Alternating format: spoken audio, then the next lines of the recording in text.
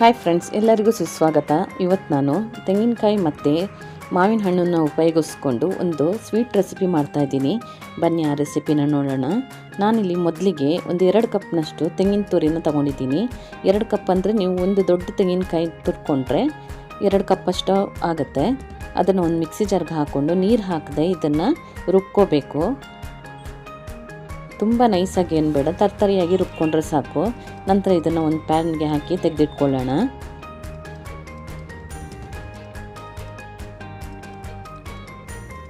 ಇದನ್ನು ಈಗ ಪಕ್ಕಕ್ಕೆ ಇಟ್ಕೊಳ್ಳಿ.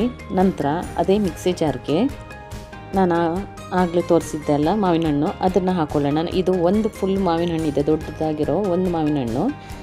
ಇದಕ್ಕೆ ಈಗ ಒಂದು 3 ಸ್ಪೂನ್ನಷ್ಟು ಸಕ್ಕರೆ ಹಾಕ್ಕೊಳ್ತಾ ಇದ್ದೀನಿ. ಹಾಗೆ ಒಂದು 2 ರಿಂದ 3 ಏಲಕ್ಕಿ ಹಾಕ್ಕೊಳ್ಳಿ.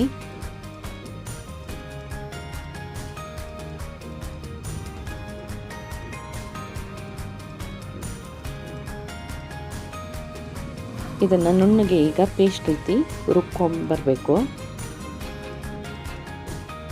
ಇದಕ್ಕೂ ನಾನು ನೀರು ಹಾಕೋತಾ ಇಲ್ಲ, ಹಾಗೆ ಪೇಸ್ಟ್ ಮಾಡ್ಕೊತಾ ಇದ್ದೀನಿ.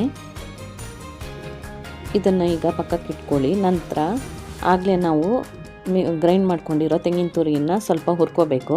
ಒಂದು 5 ರಿಂದ 6 ನಿಮಿಷ ಚೆನ್ನಾಗಿ ಹುರ್ಕೊಂಡ್ರೆ ಸಾಕು. ನೀರಿನ ಪಸೆ ಎಲ್ಲ ಸ್ವಲ್ಪ ಕಮ್ಮಿ ಆದಮೇಲೆ ಇದಕ್ಕೆ ಮ್ಯಾಂಗೋ ಪೇಸ್ಟ್ನ ಹಾಕ್ಕೊಳ್ಳೋಣ. ಹಾಕ್ಕೊಂಡು ಚೆನ್ನಾಗಿ ಇದನ್ನು ಮಿಕ್ಸ್ ಮಾಡ್ಕೊಳ್ಳಿ.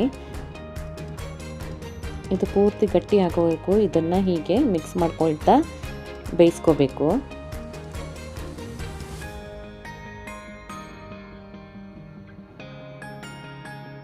ಮಿಕ್ಸ್ ಮಾಡ್ತಾ ಇದು ಗಟ್ಟಿ ಆಗುತ್ತೆ ಸ್ವಲ್ಪ.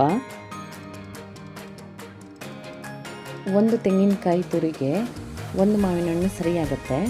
ಇದನ್ನು ಹಾಕ್ಕೊಂಡು ಹಾಗೆ ಬಿಸಿ ಮಾಡ್ತಾ ಸ್ವಲ್ಪ ಹೊತ್ತಿಗೆ ಇದು ಗಟ್ಟಿ ಆಗುತ್ತೆ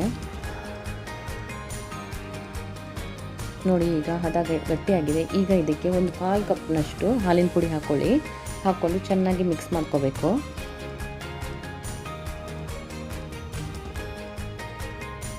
ಮಾವಿನ ಹಣ್ಣು ಮತ್ತು ತೆಂಗಿನ ತುರಿಗೆ ಹೊಂದ್ಕೋಬೇಕು, ಅಷ್ಟು ಚೆನ್ನಾಗಿ ಇದನ್ನು ಮಿಕ್ಸ್ ಮಾಡ್ಕೊಳ್ಳೋಣ.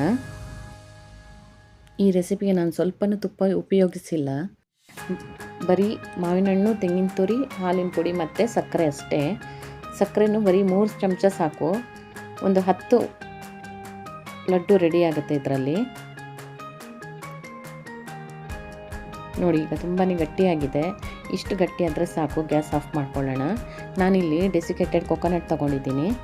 ಈಗ ಇದನ್ನು 1 ಸ್ಪೂನಷ್ಟು ಮಾವಿನ ಹಣ್ಣು ಮತ್ತು ತೆಂಗಿನ ತುರಿನ ಮಿಕ್ಸ್ನ ತಗೊಂಡು ಉಂಡೆ ಮಾಡ್ಕೊಳ್ಳಿ. ಈಗ ಇದನ್ನು ತೆಂಗಿನ ತುರಿಯಲ್ಲಿ ಕೋಟ್ ಮಾಡ್ಕೋಬೇಕು ನೋಡಿ. ಈಗ ತುಂಬಾ ಈಸಿಯಾಗಿ ಮಾಡೋವಂಥ ಮಾವಿನ ಹಣ್ಣಿಂದು ಲಡ್ಡು ರೆಡಿಯಾಗಿದೆ. ನಾನು ಇದನ್ನು ಇದರ ಮೇಲೆ ಸ್ವಲ್ಪ ಪಿಸ್ತಾದಲ್ಲಿ ಗಾರ್ನಿಷ್ ಮಾಡ್ತಾಯಿದ್ದೀನಿ. ಹೀಗೇನೂ ತಿನ್ಬೋದು, ತುಂಬಾ ಟೇಸ್ಟಿಯಾಗಿರುತ್ತೆ. ನೀವು ಒಂದು ಸಲ ಟ್ರೈ ಮಾಡಿ. ಹೇಗಾಗಿದೆ ಅಂತೇಳಿ ನಮಗೆ ಕಮೆಂಟ್ ಮಾಡಿ. ಈ ವಿಡಿಯೋ ನಿಮಗೆ ಇಷ್ಟ ಆಗಿದ್ದಲ್ಲಿ ಲೈಕ್ ಮಾಡಿ, ಶೇರ್ ಮಾಡಿ, ಹಾಗೆ ಸಬ್ಸ್ಕ್ರೈಬ್ ಮಾಡಿ. Thank you for watching.